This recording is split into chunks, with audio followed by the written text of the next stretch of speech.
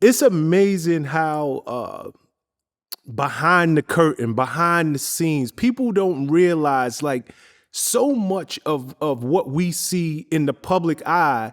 Yes. There are people who are behind the scenes who are pulling the string. You said you had a gag order, and I'm Pretty sure you're not much. speaking literally, but hey, we Don't mention it. Don't say anything. Be quiet about it. We don't want nobody to know that you're 25 and over. So at that point, it was shut up or get out. you know it's done And if you all must the know, time. if you must know, and I know you didn't know this, the Sugarhill Gangs, Eighth Wonder, Apache, Sequence wrote those songs. Okay? Are you serious? We wrote those songs, and we were also the voices up until they got some singers. We did West Street Mob. So there was a lot of sweeping under the rug. They can't tell me hip-hop is not in our fabric because we wrote those songs for the Sugarhill Gang, and we were the little country bumpkins that they never wanted to talk about. So when you hear, let's dance, I know you got the feet, but let's dance. Come on, get down. That's us. Wow. Okay. I did not know that all I these know you years. did. I got to keep it 100. Cheryl the Pearl was back there pushing a pencil at Sugar Hill, and everybody got work, but we were writing the hit songs for the Sugar Hill Gang. And then we did Rapper's Reprise, which was a hip-hop record with the Sugar Hill Gang that we never got credit for, but we wrote it. Do you still keep in touch with your girls from the group? All the time. Still Every to day. this I day? talk to Blondie every day. I don't talk to Cheryl as much, but we look, when you need us to be, we gonna be. Oh, that's so beautiful. That's beautiful. Okay, so, and I'm assuming you're the only one from the group who kept going with your music career. Why did they stop? Well, it wasn't that they stopped. I was groomed by, the band members. Craig Derry, good friend of mine, the vocal coach, told me, he said, you need to get in New York because you got this it factor. Get in there, find out about the BMI stuff. I grew up learning and hungry for the industry. When I began to realize there's more to it than this, I left Jersey. I left the group because I thought we deserved a better deal. And then when I went to Sylvia Robinson to say, hey, this is what I want because I don't want, I want to be able to pay my rent when we're not touring. I want to be able to do this. I want to be able to do that. Guess what? She was going to do it, but then it caused friction with the group because she was only going to do it for one.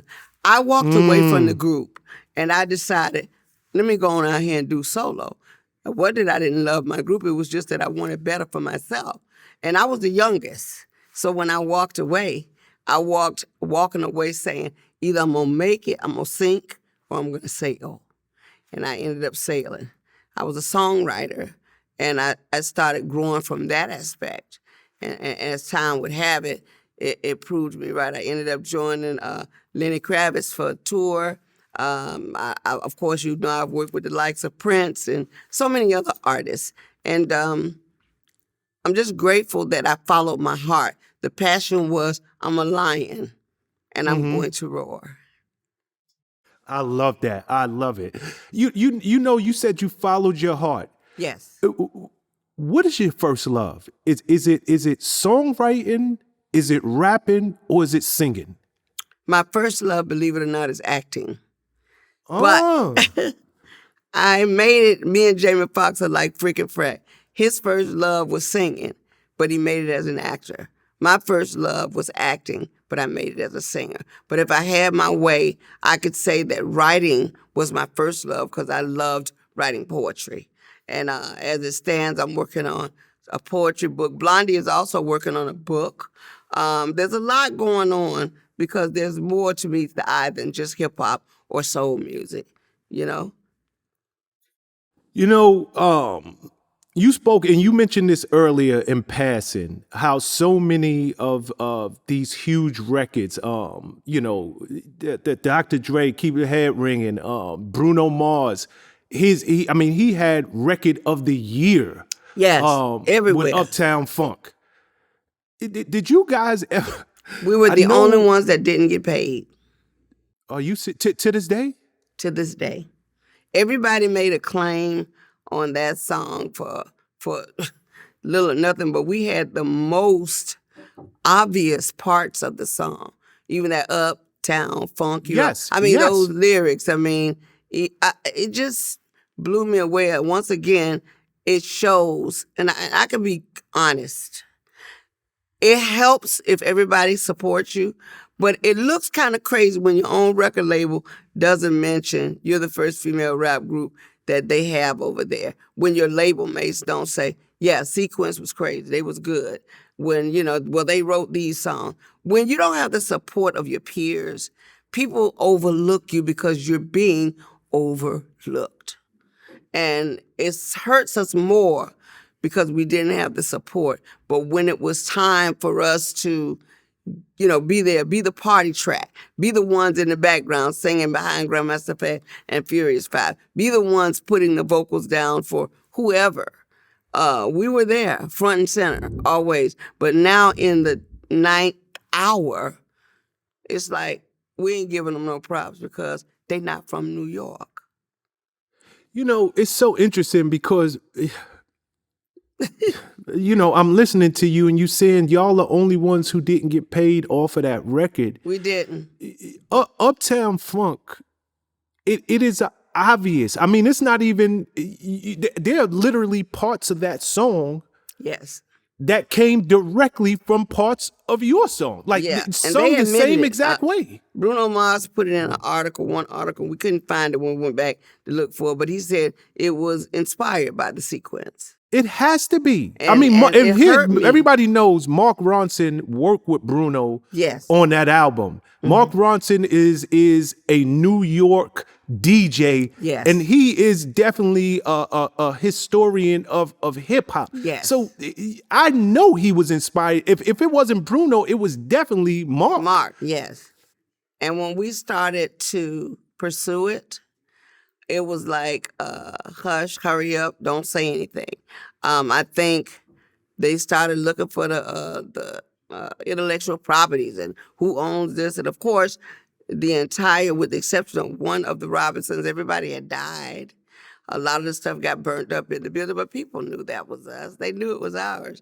And instead of them saying, you know what, these young ladies have been around since 50 years ago. Let's make sure we take care of them. A hush fell over Jerusalem.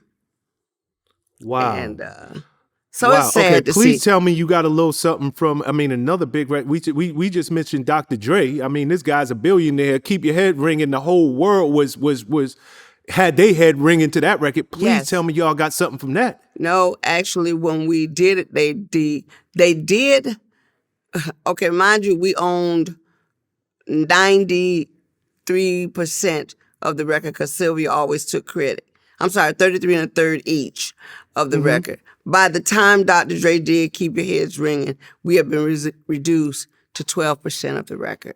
And that was because he started dealing with Sugarhill. And of course, they just tried to do what they wanted to do. So we did get a little something, but it's not enough to sneeze at.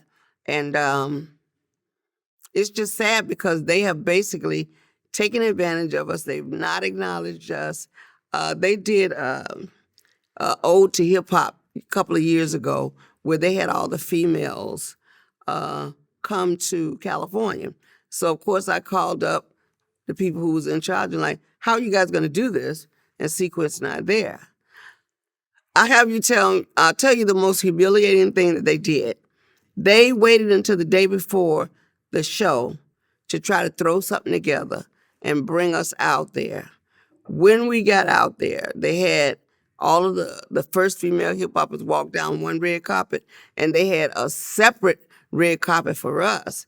That's when we walked in, the first thing that the young man asked us, how does it feel not to be included in this? Because they're trying to go with the younger audience. I said, but there would be no younger audience if you didn't have your OGs. We started it. So it really was a slap in the face. Then they sat us in the nosebleeds. I walked out. I was in tears because I'm like, how can you even feel good about this? Everybody and their mama was on stage giving their props. And we were sitting in the nosebleeds like, okay, we got you out here, so be satisfied. I told Blind and Cheryl, let's go. It really, really, if you're gonna do something, do it right. Mm-hmm. And so I won't call the names, but I just think for the culture, so to speak, you can't overlook the fact that, 10 years prior to MC Lyte, Queen Latifah, all these people coming out, you had a group like Sequence that set the tone. Wow. So I love them all dearly. Trust me, I don't charge it to them, but I have to shout out Missy Elliot. She got her star on Hollywood, and she made sure to mention us, and I thought that was big, very big of her. Thank you. Oh, that's so classy. Yes. She did? Yes, she did. How classy of Missy Elliot is that? Yes, she did.